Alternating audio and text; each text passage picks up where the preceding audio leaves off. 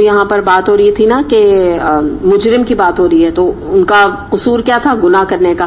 تو اس کے حوالے سے ہم تھوڑی سی احادیث بھی دیکھ لیتے ہیں. نبی کریم صلی اللہ علیہ وسلم نے فرمایا جس نے کسی کو گمراہی کی دعوت دی اسے اس گمراہی کی پیروی کرنے کے والے کے برابر گناہ ملے گا. اس سے مسلم نے روایت کیا. تو پتہ یہ چلا کہ یہ جو مجرم جب انسان بنتا ہے تو بعض دفعہ وہ خود تو برا کام کر رہا ہوتا ہے، ساتھ میں دوسروں کو بھی گناہ کی طرف رغبت دلاتا ہے، تو وہ بھی پھر گناہ میں شریک ہو جاتا ہے. تو ایک یہ مجرم ہونے کی مختلف میں یعنی آپ کو احادیث کے حوالے سے بتا رہی ہوں. پھر قرآن میں ایک آیت ہم دیکھتے ہیں.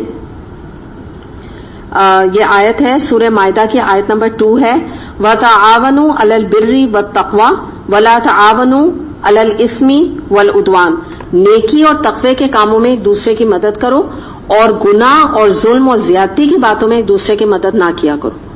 تو یہ بھی ایک دوبارہ سے ایک نصیحت ہے کہ بعض دفعہ ہم مجرم کیسے بن سکتے ہیں کہ ڈائریکٹلی آپ نے گناہ نہیں کیا، لیکن اگر آپ نے کسی کو گناہ کی طرف دعوت بھی دی، ایک تو گناہ بھی کر رہا ہے کوئی انسان اور دعوت بھی دے رہا ہے، وہ بھی ڈبل مجرم ہے. بعض دفعہ کوئی گناہ نہیں کر رہا ہے لیکن برے کاموں کی طرف انکریج بھی کر رہا ہے کہ ہاں ٹھیک ہے، تم مثال کے طور پہ کانسرٹ میں اپنی بیٹی کو کہہ رہے ہیں ہاں کوئی بات نہیں، تم خود قرآن پڑھ رہے ہیں لیکن اپنی بیٹی کو کہہ رہے ہیں ہاں تم کانسرٹ میں یا تمہارے کلاسیکل ڈانس ہو رہا ہے، تمہارے یونی میں ہو رہا ہے، تم اس میں پارٹیسپیٹ کرو. تو یہ جو ہے نا تعاونوا علی البر، گناہ اور ظلم اور زیادتی کی باتوں میں ایک دوسرے کی مدد نہ کرو. آپ کی فیملی میں کوئی غلط قسم کا محفل غزل، کوئی اس طرح کا غلط قسم کا فنکشن ہو رہا ہے جو کہ اللہ تعالیٰ کی نافرمانی کا ہے، تو اس میں آپ کو گروپ بننے کی یا ان کو بہت انکریج کرنے کی ضرورت نہیں ہے، ورنہ یہی والی بات ہے کہ اسم اور زیادتی کے بارے میں تعاون کرنے کی صورت میں بھی انسان مجرم بنے گا. پھر اس کے بعد ہم دیکھتے ہیں کہ نبی کریم صلی اللہ علیہ وسلم نے فرمایا کہ دعا سے تقدیر بدل جاتی ہے، نیکیوں سے عمر میں اضافہ ہوتا ہے اور بندہ گناہ کی وجہ سے اس رزق سے محروم ہو جاتا ہے جو اسے پہنچنا ہوتا ہے. اسے مستدرک حاکم نے روایت کی. یعنی جب انسان گناہ کرتا ہے تو اس کو وہ رزق سے بھی محروم ہو جاتا ہے جو اللہ تعالیٰ اس سے دینے والا ہوتا ہے.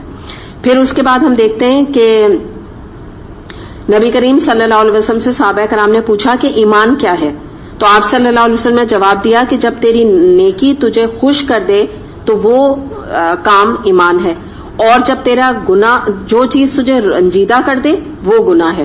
چنانچہ آپ صلی اللہ علیہ وسلم نے فرمایا کہ تمہارے باطن میں اگر کوئی چیز کھٹکے اور تم اس کے کرنے سے غیر مطمئن ہو تو بہتر ہے کہ اس کام کو چھوڑ دو. اسے مشکات نے روایت کی.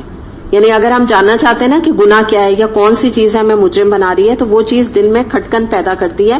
انسان کے فطرت میں ہے کہ وہ گناہ کر کے مطمئن نہیں رہتا، سکون نہیں ملتا ہے اس کو.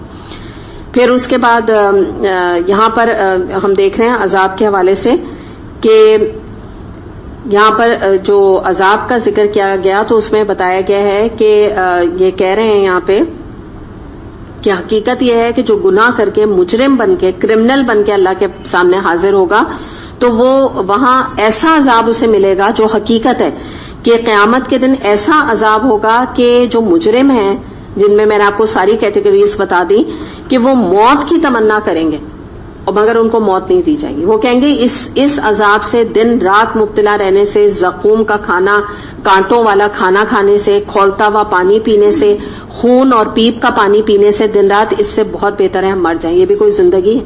یعنی موت ان کو آسان لگے گی لیکن کیا ہوگا؟ موت آئے گی؟ نہیں آئے گی موت. تو یہ جو کیفیت ہے اس کے بارے میں یہاں پر انہوں نے جادوگروں نے بھی اس کو مینشن کیا. ایک اور حدیث ہم دیکھتے ہیں. نبی کریم صلی اللہ علیہ وسلم نے فرمایا میری امت کے تمام لوگوں کے گناہ اللہ تعالیٰ بخش دے گا. یعنی جب وہ اگر معافی مانگیں گے نا، یہ چیز ظاہر ہے مینڈیٹری ہے، سوائے ان لوگوں کے جو گناہ کر کے فخر سے بتائیں لوگوں کو کہ ہم نے یہ گناہ کیا. اسے بخاری نے روایت کی. تو پتا کیا چلا کہ دیکھیں نا، گناہ کرتا چلا جا رہا ہے اور معافی نہیں مانگ رہا، اور فیس بک پہ اپنی تصویریں گناہوں کی لگائی ہوئی ہیں، تو کس طرح اللہ تعالیٰ معاف کرے گا؟ ظاہر ہے ایسے لوگوں کے جو ہے وہ فخر سے بتائیں گے تو اللہ تعالیٰ کیسے ان کے گناہوں کو معاف کرے گا؟ تو یہ یاد رکھیں کہ پتہ یہ چلتا ہے ہمیں کہ گناہوں کا بھی انسان کو شوق لگ جاتا ہے. شوق، انٹرسٹ کہہ رہی ہوں، شوق نہیں، شوق لگ جاتا ہے. اور گناہوں کا بھی انسان کو، آپ ایک ورڈ ہوتا ہے نا، چاٹ لگ جاتی ہے، مزہ لگ جاتا ہے. تو اس سے جو ہے نا انسان کو نکلنے کی ضرورت ہے. اور وہ تو عادت پھر بھی انسان جو ہے نا وہ اتنی ایسی ہوتی ہے کہ انسان مطلب کوشش کر سکتا ہے کرنے کی، لیکن اگر کسی چیز میں مزہ بہت آنے لگے اور پلیزر بہت ملنے لگے اور انسان کو اس میں انٹرسٹ بہت پیدا ہو جائے تو پھر تو آپ سوچیں وہ تو چھوڑنا ہی نہیں چاہے گا نا، اور جب چھوڑنا نہیں چاہے گا تو آپ بتائیں کہ کس طرح وہ توبہ کرے گا. تو تبھی یہ حدیث کے الفاظ ہیں کہ سوائے ان کے کہ جو گناہ کو فلانٹ کرے، یعنی فخر سے جتائیں، جیسے فیس بک پہ اپنی گرل فرینڈس کی تصویریں لگانا، اپنے ڈانس کی، وائن کی بوٹل کی تصویر لگانا، یہ سب چیزیں کیا ہیں؟ دوسروں کو بتانا کہ ہم یہ برے کام کر رہے ہیں. یا اپنی لڑکیاں جو ہیں وہ اپنے جس کو کہتے ہیں نا کہ انڈیسنٹ قسم کے کپڑے پہن کے فیس بک پہ تصویریں لگا رہی ہیں، تو یہ سب چیزیں کیا ہیں؟ گناہ کا احساس بھی مر گیا، یہ بھی ڈر مر گیا ہے کہ اگر میری کسی خالہ نے دیکھ لیا یا کزن نے دیکھ لیا یا میرے کسی بھائی نے دیکھ لیا تو میرے بارے میں کیا سوچے گا. نکل گیا نا ساری شرم حیا سب ڈر، گناہ کا کوئی فکر ہی نہیں ہے. جب دیکھیں گے، جب ڈانٹیں گے تو دیکھا جائے گا. تو یہ فیس بک بھی اس کی ون آف دا شکل ہے. اس نے بڑے ہی انسان کو جو ہے وہ بے حیائی اور آبسینٹی کی تعلیم دی ہے. ورنہ تو پہلے پھر بھی اگر لڑکے اور لڑکیاں اس قسم کے کام کرتے تھے یا لوگ اس قسم کے کام کرتے تھے یا مرد کوئی شراب پیتے تھے تو چھپا کے یہ کام کیے جاتے تھے. اب تو کھلے عام ایسی تصویریں لگانے کا مقصد یہ شو ہی کرنا ہوتا ہے کہ دیکھو ہم بالکل آج کل کے زمانے کے. یا مثال کے طور پہ ہومو سیکسولیٹی کے مسلمان ہو کے اس کے فیور میں ووٹ ڈالنا یا کلک کر دینا کہ ہم اس کے فیور میں ہیں کہ یہ چیز کی آزادی ہونی چاہیے، چاہے خود نہیں کر رہے ہیں یہ کام لیکن اپنے آپ کو بڑا سو کالڈ ماڈرن بریکٹ میں جو ہوتا ہے نا وہ شو کرنے کے لیے.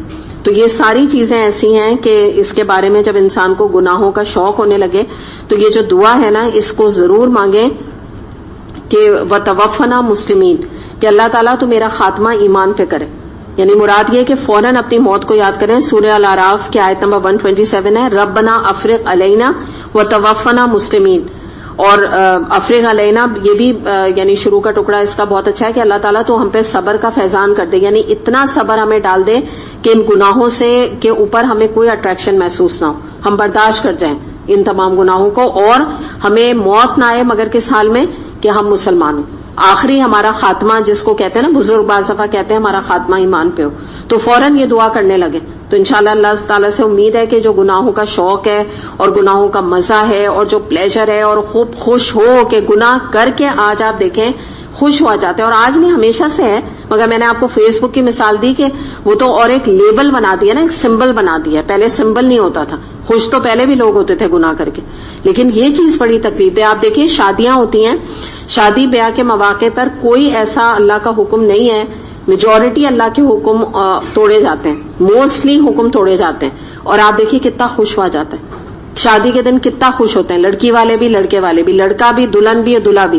جو کبھی دلہن بھی اگر کبھی کوئی اچھے کام کیے ہوتے ہیں تو شادی والے دن مراد یہ کبھی سرور ڈھکا ہوتا ہے یا اسکارف پہنا ہوتا ہے، سب کچھ باز. میں ہر ایک کی بات نہیں کر رہی، اللہ ماشاءاللہ یقیناً اچھے لوگ ہوں گے جو اپنی چیزوں پہ اسٹک رہے، لیکن موسٹلی نافرمانیاں کر کے آپ ذرا چہرے پہ خوشی دیکھیے کتنی ہوتی، کتنا خوش ہوتے ہیں اللہ کی نافرمانیاں کر کر کے. تو اللہ تعالیٰ اس سے محفوظ رکھے نا کہ انسان گناہ بھی کر رہا ہے، بڑے شوق سے کر رہا ہے، بڑے مزے لے کے کر رہا ہے، بڑا انٹرسٹ لے رہا ہے، اور اس کے بعد جو ہے خوش ہو رہا ہے گناہ کر کے. یہ تو مقام ڈوب مرنے کا ہے نا، یہ تو غم کا مقام ہے، یہ خوش ہونے کا تو مقام نہیں. تو یہ اللہ تعالیٰ سے انسان پناہ مانگے، کیونکہ یہ جادوگروں نے ایک دن ہوا ہے ان کو ایمان لائے ہوئے، اور آپ دیکھیں کتنی حکمت کی اور عقل مندی کی یہ باتیں کر رہے ہیں. اس لیے کہ موسیٰ علیہ السلام کی رب کے اوپر جب ایمان لے آئے تو انہوں نے ایک دن میں موسیٰ علیہ السلام کے پیغام کو سمجھ لیا کہ اس کے اندر کیا حقیقت ہے.